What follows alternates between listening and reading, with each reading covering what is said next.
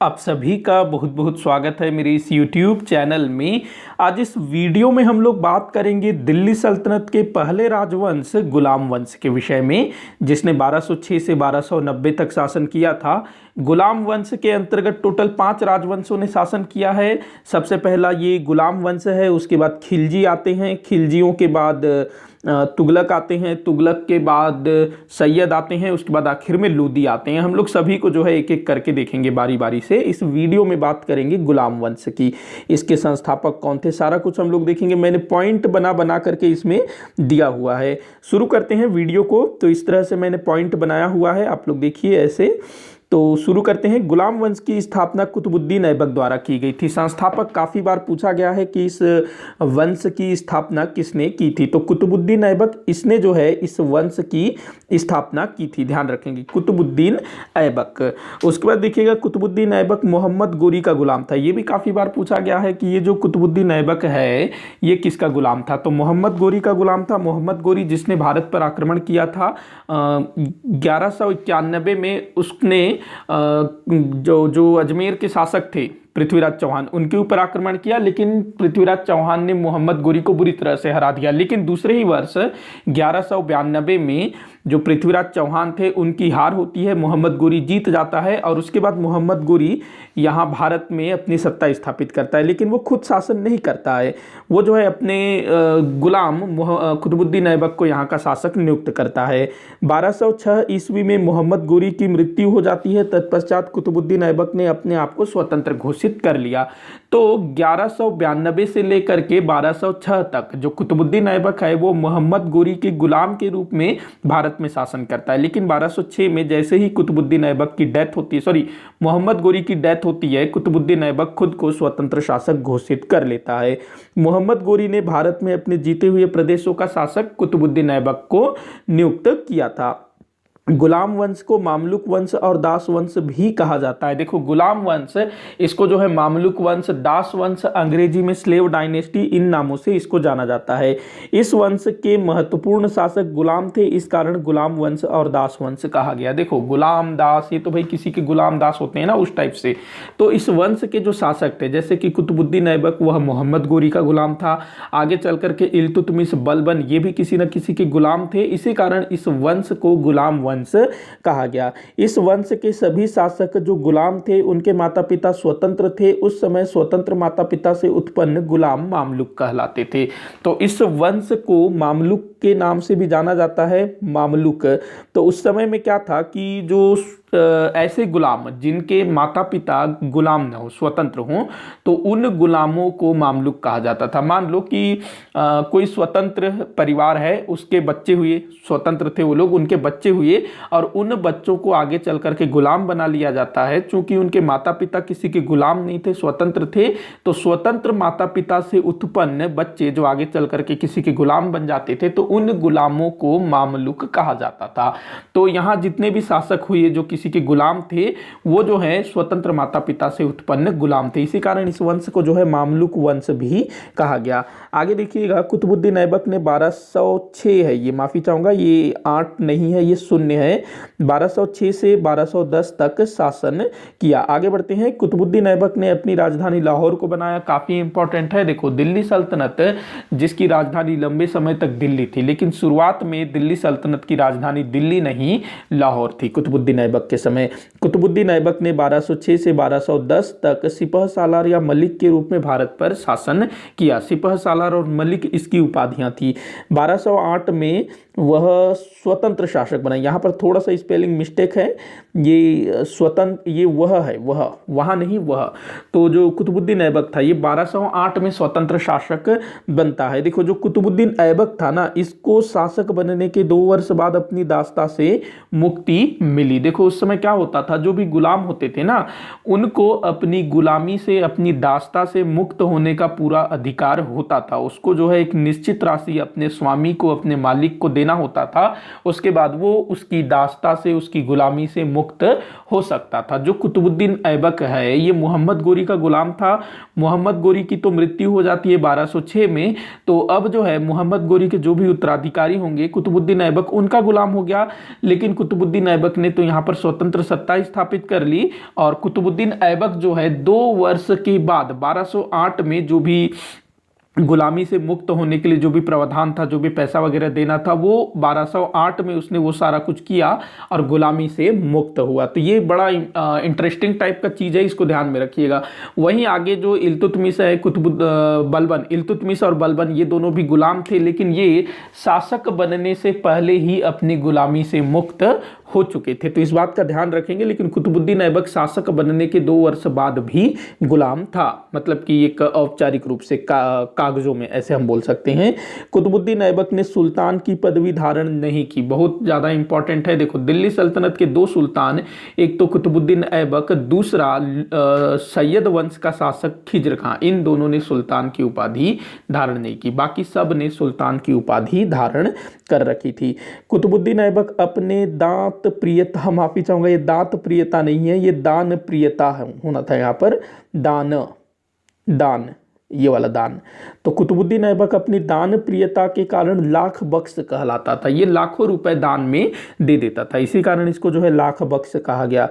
इसके अलावा कुतुबुद्दीन ऐबक दानशीलता के कारण हातिम द्वितीय कहलाया, ये इतिहासकार मिनहाज के अनुसार। इतिहासकार मिनहाज ने कुतुबुद्दीन ऐबक को दानशीलता के कारण हातिम द्वितीय कहा है, ध्यान रखेंगे, पूछा जाता है ऐसे ही। कुतुबुद्दीन ऐबक बचपन से ही कुरान को कंठस्थ कर लिया था, जिस कारण उसे कुरान खान कहा गया। इसने ना बचपन में ही कुरान को कंठस्थ कर लिया, याद कर लिया, कुरान जो कि मुसलमानों का पवित्र धार्मिक ग्रंथ होता है। कुतुबुद्दीन ऐबक दिखने में बड़ा सुंदर था, इस कारण मोहम्मद गोरी ने उसे ऐबक की उपाधि दी, जिसका मतलब चंद्रमुखी होता है। देखो ये बहुत ज़्यादा सुंदर था, हैंडसम था, इसी कारण जो मोहम्मद गोरी था इसने जो है ऐबक उपाधि दी। इसके नाम के आगे लगा है ना ऐबक, उसका मतलब होता है चंद्रमा के समान सुंदर, यानी चंद्रमुखी। कुतुबुद्दीन ऐबक की मृत्यु 1210 ईस्वी में लाहौर में चौगान खेलते समय घोड़े से गिरकर हुई। देखो ये जो चौगान दिया हुआ है ना, ये पोलो को बोला जाता है तुर्की में, तो ये पोलो खेलने का बड़ा शौकीन था। पोलो, वही पोलो आप लोगों ने टीवी वगैरह में देखा होगा, बड़ा सा मैदान होता है और जो खिलाड़ी होते हैं वो घोड़े में बैठे हुए होते हैं, उनके हाथ में एक स्टिक होती है, छड़ी होती है, और मैदान में गेंद, जैसे हॉकी खेलते हैं ना, हॉकी स्टिक से गेंद को मार करके गोल करना होता है, तो कुछ उसी तरह का खेल है, बस इसमें खिलाड़ी जो है घोड़े में बैठा हुआ होता है। तो ये पोलो खेलने का बड़ा शौकीन था। 1210 में लाहौर में पोलो खेल रहा था, घोड़े से गिर जाता है, घोड़ा जो है इसको कुचल उचल देता होगा और कुछ ही दिनों में इसकी डेथ हो जाती है। कुतुबुद्दीन ऐबक का मकबरा लाहौर में है, इसका मकबरा कहाँ पर है? लाहौर में, काफी बार पूछा गया है। कुतुबुद्दीन ऐबक ने शासक बनने के बाद साम्राज्य विस्तार का कार्य नहीं किया, बल्कि अपने साम्राज्य को सुदृढ़ बनाने में व्यतीत किया। देखो मोहम्मद गोरी के समय जो भी राज्य, जो भी क्षेत्र जीते गए थे, उसी क्षेत्र पर इसने शासन किया, कोई भी नया क्षेत्र इसने जीतने की कोशिश नहीं की। कुतुबुद्दीन ऐबक स्वयं गुलाम था, इसी कारण इसके द्वारा जो वंश चला उसे गुलाम वंश कहा गया। वैसे कुतुबुद्दीन ऐबक के व्यक्तिगत वंश को कुतुबी वंश कहा गया, इसका जो व्यक्तिगत वंश था उसको कुतुबी वंश कहा गया। कुतुबुद्दीन ऐबक ने तराइन के द्वितीय युद्ध में भाग लिया था। देखो तराइन का द्वितीय युद्ध ये किसके बीच हुआ था? तो मोहम्मद गोरी और पृथ्वीराज चौहान के बीच, जिसमें पृथ्वीराज चौहान की हार हुई, तो उसमें जो है कुतुबुद्दीन ऐबक भी शामिल था। कुतुबुद्दीन ऐबक चंदावर के युद्ध में भी सम्मिलित था। चंदावर के युद्ध में कन्नौज के राजा जयचंद को मोहम्मद गोरी ने पराजित किया। कुतुबुद्दीन ऐबक ने दिल्ली में कुव्वतुल इस्लाम मस्जिद का निर्माण करवाया। यह मस्जिद दिल्ली में निर्माणाधीन जैन मंदिरों को तुड़वाकर बनवाया गया था। इसने जो है दिल्ली में वहाँ कुछ जैन मंदिरों का निर्माण हो रहा था, तो उन जैन मंदिरों को तुड़वाकर उसमें जो है एक मस्जिद बनवाया, जिसका नाम है कुव्वतुल इस्लाम मस्जिद, जो कि भारत में तुर्कों द्वारा बनवाया गया प्रथम मस्जिद था। वैसे अगर हम बात करें भारत में बने पहले मस्जिद की, तो वो दक्षिण में केरल के मालाबार तट में अरब व्यापारियों द्वारा बहुत पहले बनाया जा चुका था। अगर आपसे भारत में बने प्रथम मस्जिद की बात करें तो वो आप केरल वाला लगाएंगे, मालाबार तट वाला। वहीं अगर ऐसा पूछा जाता है कि भारत में तुर्कों द्वारा निर्मित प्रथम मस्जिद, तो वो थी कुव्वतुल इस्लाम मस्जिद, जो कि दिल्ली में स्थापित की गई।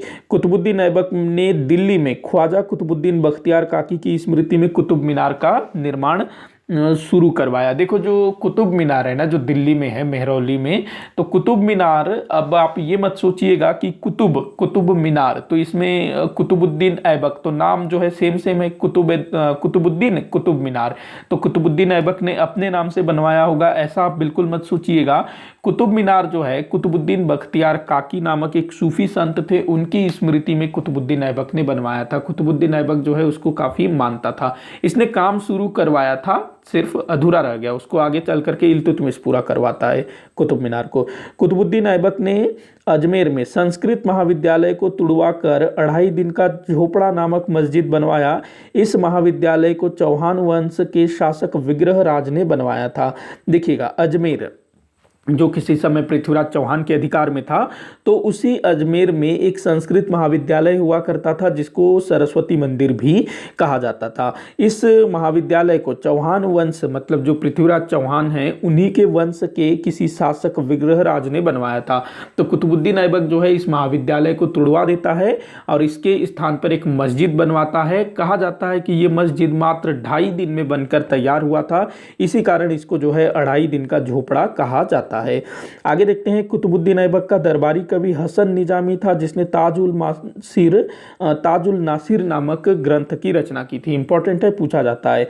ताजुद्दीन याल्दौज जो गजनी का सुल्तान था पर शक्ति प्रदर्शन हेतु आक्रमण किया। देखो जो ताजुद्दीन याल्दौज है ना, ये भी मोहम्मद गोरी का गुलाम था। जिस तरह से कुतुबुद्दीन ऐबक ने मोहम्मद गोरी की मृत्यु के बाद उसके जीते हुए भारतीय प्रदेशों पर खुद को स्वतंत्र शासक घोषित कर लिया, वैसे ही ये जो ताजुद्दीन याल्दौज था इसने मोहम्मद गोरी के मृत्यु के बाद गजनी का खुद स्वतंत्र शासक बन गया।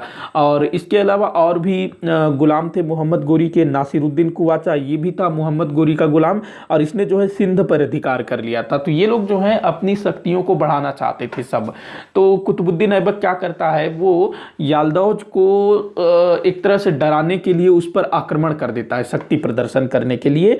वही नासिरुद्दीन कुवाचा जो सिंध का सुल्तान था उससे अपनी बहन का विवाह करवा दिया, मतलब उसको जो है अपना संबंधी रिश्तेदार बना लेता है ताकि दोनों की तरफ से वो निश्चिंत रहे।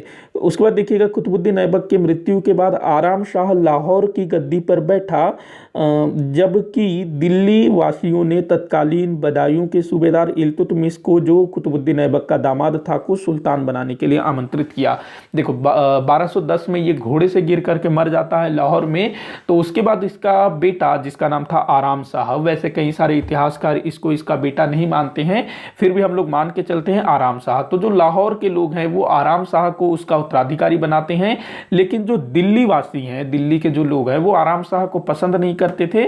और ये जो है दिल्ली के लोग आराम शाह के स्थान पर कुतुबुद्दीन ऐबक के दामाद जिसका नाम था इल्तुतमिश, जो कि उस समय बदायूं का सूबेदार था, उसको बोलते हैं तुम शासक बनने लायक हो, तुम बनो सुल्तान, हम तुम्हारा सपोर्ट करेंगे। तो यहाँ इल्तुतमिश जो है इसके बाद सुल्तान बनता है। तो कुतुबुद्दीन ऐबक, उसके बाद थोड़े समय के लिए आराम शाह और फिर इल्तुतमिश। तो इसको आप लोग ध्यान में रखेंगे। अब देखिएगा, शमसुद्दीन इल्तुतमिश, इल्तुतमिश का पूरा नाम था शमसुद्दीन इल्तुतमिश। इसने जो है 1211 से 1235 तक दिल्ली सल्तनत का सुल्तान था। ध्यान रखना, दिल्ली सल्तनत का वास्तविक संस्थापक इसको माना जाता है, क्योंकि जो कुतुबुद्दीन ऐबक था उसको उतना अधिक समय नहीं मिला। मैंने बताया ना कि कुतुबुद्दीन ऐबक ने साम्राज्य विस्तार नहीं किया, अपने साम्राज्य को सुदृढ़ बनाने का प्रयास किया, लेकिन आकस्मिक मृत्यु हो जाने के कारण उसका कार्य जो है अधूरा रह गया। तो वास्तविक संस्थापक इल्तुतमिश 1215-16 में तराइन के मैदान में ताजुद्दीन याल्दौज को पराजित किया। ताजुद्दीन याल्दौज वही गजनी का सुल्तान जिसके ऊपर कुतुबुद्दीन ऐबक ने शक्ति प्रदर्शन के लिए आक्रमण किया था। सिंध के शासक नसीरुद्दीन कुवाचा का भी दमन किया। नसीरुद्दीन कुवाचा जिसके साथ कुतुबुद्दीन ऐबक ने अपनी बहन का विवाह किया था। उसके बाद देखिएगा, अरे ये क्या होगा, बैटरी डाउन हो रहा है, माफ़ी चाहूँगा, सिट। चलिए देखते हैं कहाँ तक मैं इसको रिकॉर्ड कर पाता हूँ। दिल्ली सल्तनत का पहला शासक जिसने सुल्तान की उपाधि धारण की, इसने जो है दिल्ली सल्तनत, ये जो है दिल्ली सल्तनत का पहला सुल्तान था जिसने क्या कहते हैं, सुल्तान की उपाधि धारण की। मैं चार्जर पे लगा लेता हूँ पहले।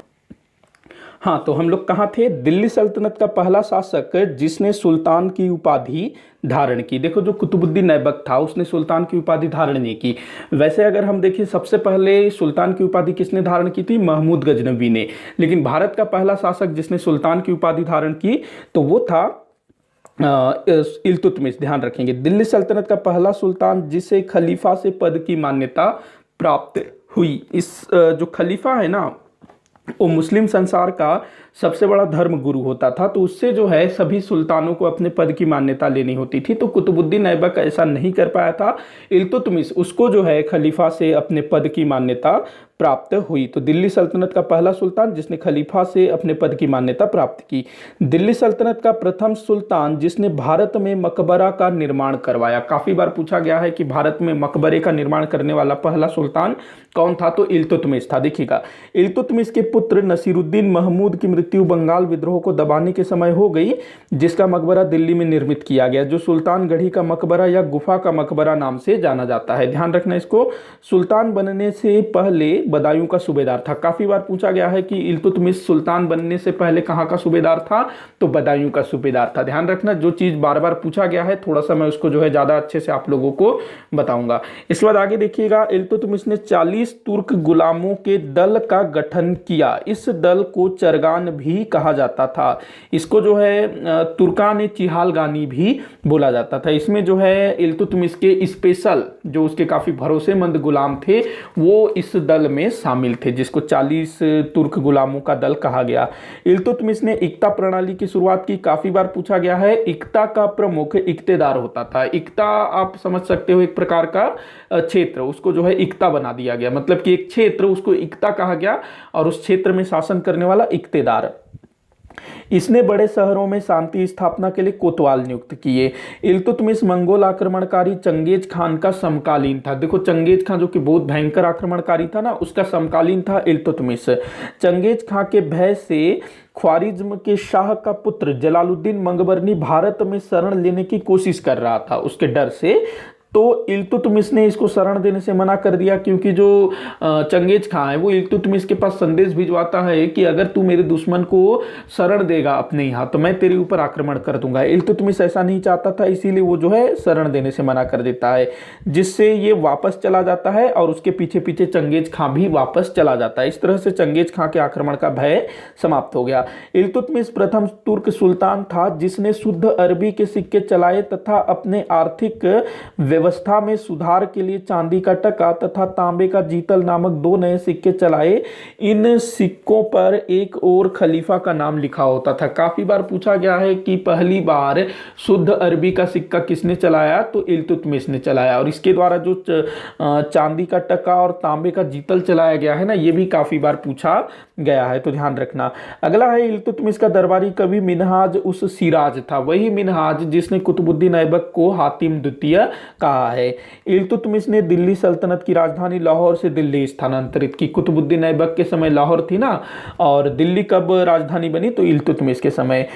एकदम इसकी मृत्यु, ये थोड़ा सा यहाँ मिस्टेक हो गया है, यहाँ कुछ ये होना था, इल्तुतमिश होना था यहाँ पर। इल्तुतमिश की मृत्यु 1235 में हुई। इसका मकबरा दिल्ली में है। तो इसका मकबरा कहाँ है?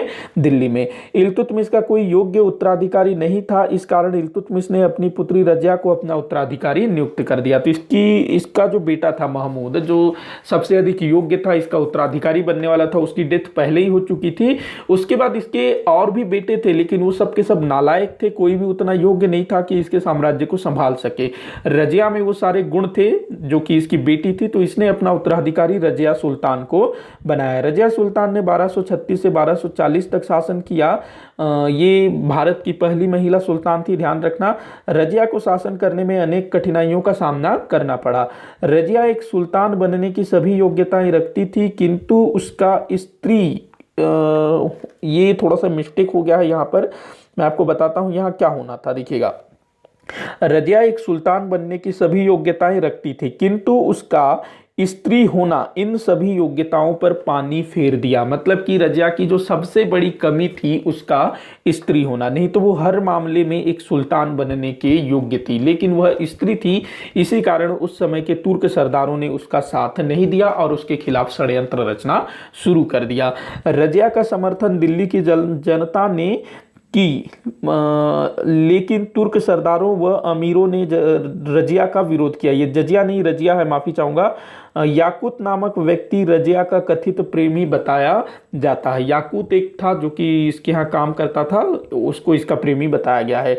रजिया सुल्तान भारतीय इतिहास में राजत्व सिद्धांत के तहत पुरुषों का वस्त्र, चोगा और कुलाह पहनकर दरबार में आने लगी। मतलब कि जो आदमी लोग, पुरुष जिस तरह के कपड़े पहनते हैं उस तरह के कपड़े पहन करके ये जो है दरबार में आती थी। रजिया सुल्तान ने भटिंडा के सूबेदार अल्तुनिया से विवाह किया। रजिया, ये जो भटिंडा का सुल्तान है ना अल्तुनिया, ये विद्रोह कर देता है, उसको दबाने के लिए रजिया सुल्तान जाती है, लेकिन जो अल्तुनिया है वो रजिया को बंदी बना लेता है।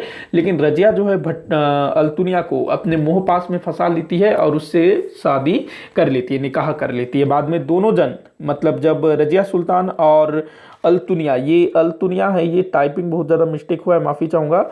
रजिया सुल्तान और अल्तुनिया भटिंडा से दिल्ली की ओर आ रहे थे, तभी हरियाणा के कैथल में डाकुओं द्वारा दोनों की हत्या कर दी गई। ध्यान रखना कहाँ हत्या हुई है, कैथल में।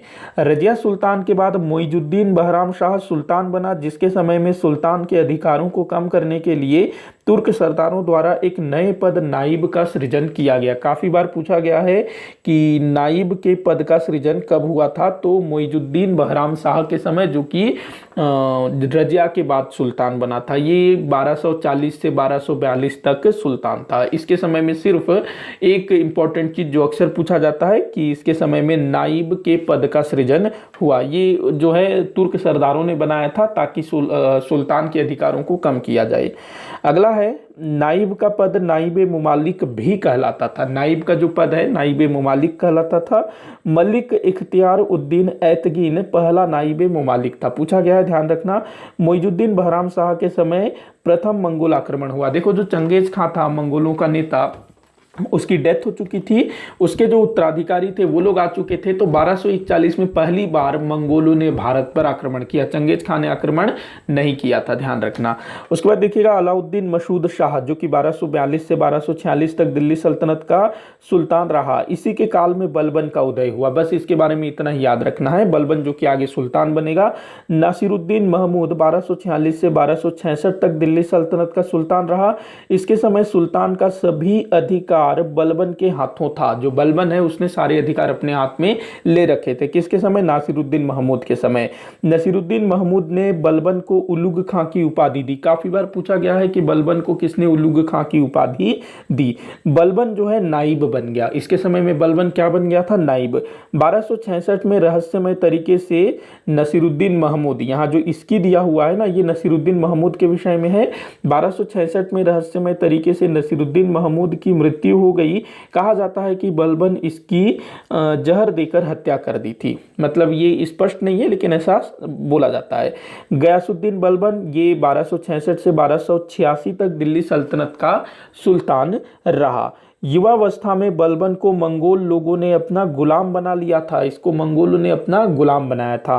1232 में इल्तुतमिश ने इसे खरीद लिया था। तो ये किसका गुलाम था? इल्तुतमिश का। शुरू में मंगोलों का गुलाम था, बाद में इल्तुतमिश का गुलाम था।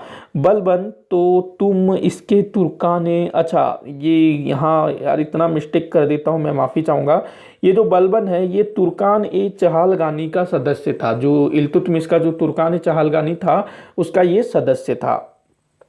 बलबन जातीय श्रेष्ठता में विश्वास रखता था। इसी कारण उसने अपने दरबार को पारसी तौर तरीकों से सजाना शुरू कर दिया। ये जातीय श्रेष्ठता में बहुत ज्यादा यकीन रखता था। अपने पूरे दरबार को ना ईरान के जो राजे महाराजे अपने दरबार को सजाते थे उस टाइप से सजाया था।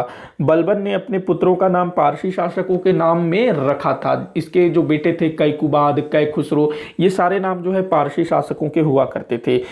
ये बलबन है, माफी चाहूंगा। बलबन ने पाइबोज और सिजदा प्रथा शुरू किया।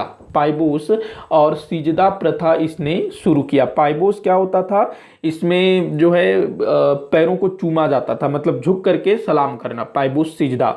ये काफी बार पूछा गया है, पाइबोस और सिजदा। इसको आगे मुगल शासकों ने भी जारी रखा था। बलबन ने भारत में पारसी नववर्ष नवरोज मनाना शुरू किया। नवरोज जो अकबर भी मनाता था ना, नवरोज, और जहांगीर और नूरजहां, इन दोनों की मुलाकात नवरोज के दिन ही हुई थी। तो नवरोज मुगलों ने भी मनाया था। उसकी शुरुआत किसने की थी? बलबन ने। राजत्व के लिए भव्य दरबार व दिखावटी मान मर्यादा का होना आवश्यक समझता था। मतलब कि एक राजा को एकदम भव्य होना है, इस टाइप से दिखावटी करने के लिए ये साज सजावट इन सब चीज़ों में यकीन रखता था। ये बलबन है, माफी चाहूंगा। बलबन कुरान के नियमों को शासन का आधार बनाया। बलबन ने कुरान के नियमों को शासन का आधार बनाया, मतलब ये कुरान के अनुसार शासन करता था। बलबन ने अपने सिक्कों पर खलीफा का नाम अंकित किया और खलीफा के नाम के खुतबे पढ़वाए। बलबन उलेमाओं का खूब सम्मान करता था। ये उलेमाओं का खूब सम्मान करता था और इसके समय में उलेमा वर्ग का शासन प्रशासन में बहुत ज़्यादा दखल था। बलबन के समय बंगाल का विद्रोह हुआ। ध्यान रखना, बंगाल के विद्रोह को दबाने गया था कौन? इल्तुतमिश का बेटा, जहां उसकी डेथ हो गई थी। तो बलबन के समय में भी बंगाल में विद्रोह हुआ था। बलबन शरीयत का कट्टर समर्थक था, मतलब ये जो है ना बहुत ज़्यादा धार्मिक व्यक्ति था, धर्म के हिसाब से शासन चलाता था। बलबन शराब वह होना था, शराब व भोग विलास से दूर रहता था, मतलब ये दारू वगैरह नहीं पीता था। देखो जो इस्लाम है ना उसमें इन सब चीज़ों की मनाही है, तो ये शराब दारू इन सब चीज़ों से दूर रहता था। 1286 में बलबन के प्रिय पुत्र मोहम्मद की मंगोलों द्वारा हत्या हो गई, जिस कारण बलबन की भी मृत्यु हो गई। मतलब ये जो है पुत्र शोक के कारण इसकी डेथ होती है। बलबन के बाद उसका उत्तराधिकारी कैकुबाद हुआ, जो 1286 से 1290 तक शासन किया। गुलाम वंश का अंतिम शासक शमसुद्दीन की उम्र से था, जिसकी हत्या जलालुद्दीन खिलजी द्वारा कर दी गई। अंतिम शासक ध्यान रखना शमसुद्दीन की उम्र से, ये मात्र 3 वर्ष का था जब इसको सुल्तान बनाया गया, और जो जलालुद्दीन खिलजी है उसने इस छोटे से बालक की हत्या कर दी। गुलाम वंश के 3 महत्वपूर्ण शासक सुल्तान बनने से पहले गुलाम थे, कुतुबुद्दीन ऐबक, इल्तुतमिश और बलबन। और कुतुबुद्दीन ऐबक तो शासक बनने के 2 वर्ष बाद तक भी गुलाम था। उसके बाद देखिएगा कुतुबुद्दीन ऐबक को छोड़कर इल्तुतमिश और बलबन सुल्तान बनने के पूर्व ही अपनी दास्ता से मुक्त हो गए थे। यह 3 शासक स्वतंत्र माता पिता से उत्पन्न थे, जो बाद में गुलाम बनाए गए। उस समय स्वतंत्र माता पिता से उत्पन्न दास मामलुक कहलाते थे, इस कारण इस वंश को मामलुक वंश कहा गया। तो ये मैं पीछे बता चुका हूँ। इल्तुतमिश को गुलामों का गुलाम कहा जाता है। ध्यान रखना, इल्तुतमिश को गुलामों का गुलाम, क्योंकि ये पहले मोहम्मद गोरी का गुलाम था, बाद में ये कुतुबुद्दीन ऐबक का गुलाम बना। गयासुद्दीन बलबन अपनी सेना को चुस्त दुरुस्त रखने के लिए शिकार पर ले जाया करता था। ये एक फैक्ट है जो आप लोग ध्यान रखिएगा, कभी आपसे पूछा जा सकता है। इसी के साथ आज का ये टॉपिक यहीं पर समाप्त होता है, जिसमें हम लोगों ने पूरा गुलाम वंश देखा पॉइंट वाइज। वैसे कुछ थोड़ी बहुत यहाँ मैंने टाइपिंग मिस्टेक की है, इसके लिए मैं माफ़ी चाहूँगा, क्योंकि इतना सारा मैटर बनाना होता है तो कुछ ना कुछ गड़बड़ हो ही जाती है। हालांकि मैं कोशिश करता हूँ चेक करने की, लेकिन फिर भी कुछ ना कुछ छूट ही जाता है, इसके लिए क्षमा चाहूँगा। वीडियो अगर आप लोगों को अच्छा लगा हो तो लाइक करिएगा, शेयर करिएगा। वीडियो को आखिर तक देखने के लिए बहुत बहुत धन्यवाद।